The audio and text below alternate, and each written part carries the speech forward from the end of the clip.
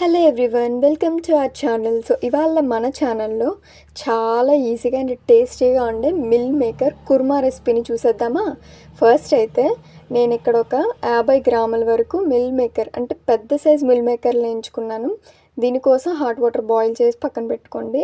And అలాగే ఒక mixie జార్లో మసాలా పేస్ట్ కోసం 4 లవంగాలు, 3 యాలకులు, అండ్ అలాగే 1 ఇంచు దాల్చిన చెక్క, అండ్ అలాగే కట్ చేసి పెట్టుకున్న 2 ఉల్లిపాయలను కూడా యాడ్ చేసుకొని 2 పచ్చిమిరపకాయలు కూడా తుంచి యాడ్ చేసుకోవాలి.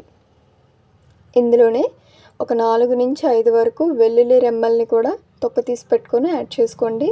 1 ఇంచు అల్లాన్ని ముక్కలుగా కట్ చేసుకొని యాడ్ చేసుకోవాలి. ఇందులోనే ఒక బిర్యానీ ఆకును కూడా యాడ్ చేసుకోండి.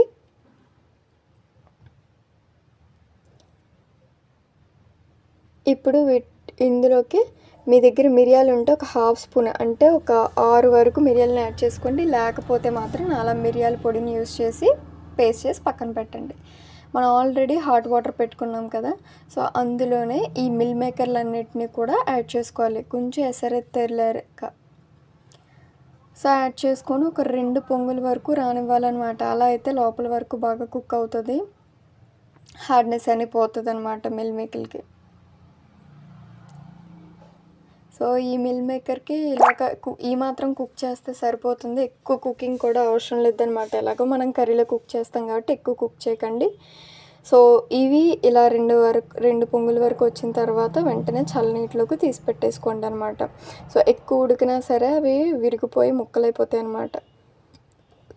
చల్లీలో కొంచెంసేపు చల్లారించిన తర్వాత చాలా గట్టిగా, నేనైతే 2 చేతుల మధ్యన అయితే గట్టిగా పిండుతున్నాను. పిండి ఒక ప్లేట్లోకి అయితే యాడ్ చేసుకోవాలి. సో కంప్లీట్గా ఇలా యాడ్ చేసేసుకోవాలి. సో ఈ విధంగా అన్నీ పక్కన పెట్టేసుకోవాలి. సో ఇప్పుడైతే ఒక పాన్ తీసుకోండి. ఈ పాన్లోని 1 స్పూన్ వరకు ఆయిల్ని అయితే యాడ్ చేసుకోండి. సో 1 స్పూన్ ఆయిల్ అయితే సరిపోతుంది, ఎందుకంటే ఇవి మిల్ మేకర్ని ఫ్రై చేయడానికి. సో ఇప్పుడైతే మనం ఆల్రెడీ బాయిల్ చేసి పెట్టుకున్న మిల్ మేకర్ని కూడా యాడ్ చేసుకొని మొత్తం బాగా ఫ్రై చేసుకోవాలన్నమాట. సో మొత్తం బాగా ఫ్రై చేసుకోవాలి. సో ఇందులోకి అయితే ఒక పించ్ వరకు అయితే పసుపుని యాడ్ చేసుకొని బాగా ఫ్రై చేసుకోవాలన్నమాట. మొత్తం బాగా ఫ్రై అయిపోయిన తర్వాత ఒక పక్కకు తీసుకొని పెట్టుకోవాలి ప్లేట్లో. సో అయితే ఇప్పుడైతే ఒక పాన్ తీసుకోవాలి, దళసరిగా ఉన్న పాన్ తీసుకోండి. ఇందులోనే నేనైతే ఇక్కడ 2.5 టేబుల్ స్పూన్స్ వరకు ఆయిల్ని అయితే తీసుకుంటున్నాను. సో ఇలా ఆయిల్ తీసేసుకున్న తర్వాత ఇందులోనే బిర్యానీ మసాలా అంతా కూడా యాడ్ చేసుకోవాలి. యాడ్ చేసుకొని ఇందులోకి ఆల్రెడీ నేను చెప్పాను కదా ఉల్లిపాయల పేస్ట్ అని చెప్పి, సో ఆ పేస్ట్ని కూడా యాడ్ చేసి పచ్చివాసన పోయేంత వరకు కూడా బాగా ఫ్రై చేసుకోవాలి. సో ఈ ఫ్రై అయ్యేలోపు ఏంటంటే ఇందులోకి ఒక 2 టమాటాలను కూడా మిక్సీ జార్లో యాడ్ చేసుకొని టొమాటో ప్యూరీని కూడా తయారు చేసుకొని పెట్టుకోవాలి. సో ఎప్పుడైనా సరే ఈ కర్రీ చేసినప్పుడు చేదు అనేది వస్తుంది అంటే ఇక్కడ మసాలాలు మాడిపోతున్నాయని అర్థం. సో మసాలాలు మాడకూడదు. ట్రిక్ ఏంటంటే ఫస్ట్ అయితే టొమాటో ప్యూరీని యాడ్ చేసిన తర్వాత ఇందులోనే ఇంకా మనం ఉప్పు కారం లాంటివి యాడ్ చేస్తాం కాబట్టి సో కారం అయితే యాడ్ చేసిన తర్వాత సో ఇవి మాడిపోయి అంటే కూర ఖచ్చితంగా చేదు వచ్చేస్తుంది.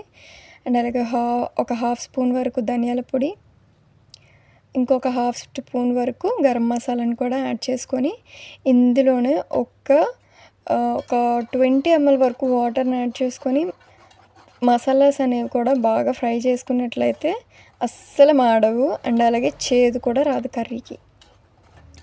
సో ఇవాళ అన్నీ ఫ్రై చేసుకొని కూర అనేది దగ్గర పడిపోయి మొత్తం ఇలా అయిన తర్వాత టేస్ట్కి సరిపడా సాల్ట్ని అడ్జస్ట్ చేసుకోవాలి.